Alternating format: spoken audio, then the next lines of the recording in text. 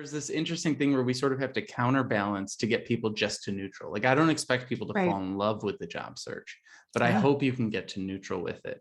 And the same thing goes the opposite way. When people get way too excited about an opportunity or way too excited Mhm. about a job that they're interviewing for or something like that, I'm always trying to like kind of shit on the company a little bit and just be like, they're Yeah. not as great as you think. Let's get back to neutral here. Because if we go too Yeah. far either way, it can really, the higher we get pulled up, the farther we're going to drop if they reject us or if Right. they don't hire us or something like that. So I appreciate you talking about that.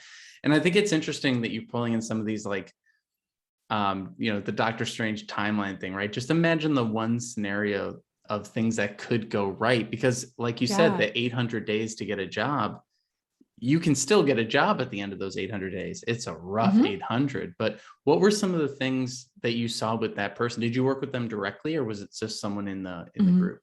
What was Yeah, the I worked sort with this of person directly. journey that they went through? Um, so I think this person's journey ebbed and flowed, and I think COVID kind of being in the middle of this person's journey really threw them for a loop, like most people. So previous to COVID, this person was job searching, and then COVID happened, and it felt like there were no jobs available. And now things are starting to open up again. Um, Part of the journey was about making sure that you're not too honest in the interviews. And I think this kind of circles back to our initial conversation. Um, I always tell people in interviews, like, you only need to tell them what they need to know. You do not need to give them the full context for everything. Um, so I think part of it was that this person was worried that someone would look at the gaps in their employment or that they would look into something and ask a really hard question. And so they were already prepared and anxious about something that had not happened yet. And we kind of worked together to mitigate some of those pieces and to remind this person that they were still doing great work. They had like projects, they were doing like contract work, but they hadn't gotten their full-time position yet.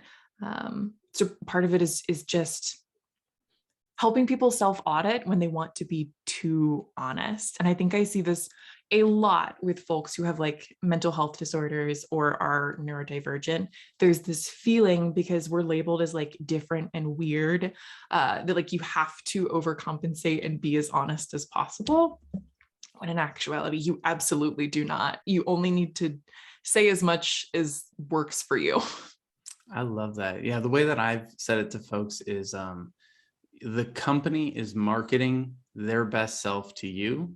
So Yep. give them what they give you, right? They're not going to tell you Yeah. the last person left this job because we burnt them out and didn't pay them enough. Yeah. They're not going to tell you that we fired our entire team 3 months ago and now we have to frantically rehire.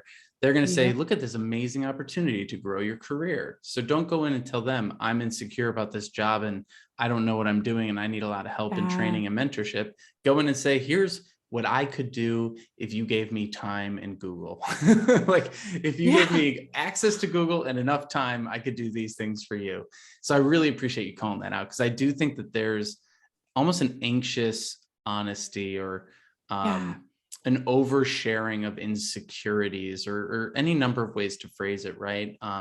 Where we think that honesty is this one thing, and this is kind of digging into some other self-help books like Radical Candor and things like that, right? Mm. Where I'm pretty sure in that book they go into the nuances of like what does this mean and how to actually use it. Like you don't want to be, some people will say I'm being honest, but what they're really being is like mean, right? Like Mhm. just because you're being honest doesn't mean that you're being good, right? And so some Yeah. people use honesty in a negative way where they go like, they rip into someone and then they go, I'm just being honest, right? It's like, yeah, but you Right. could be honest and tactful, right?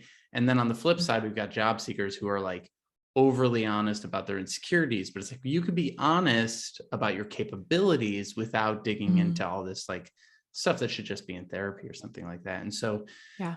when you're thinking about some of those examples of oversharing of honesty, what are maybe a couple examples that come to mind? Sure.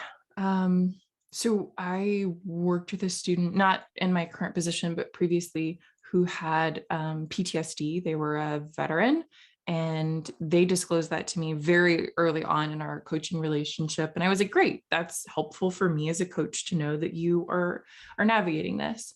And they had mentioned like a self-reflection after an interview where they talked about their PTSD and being a veteran in that moment.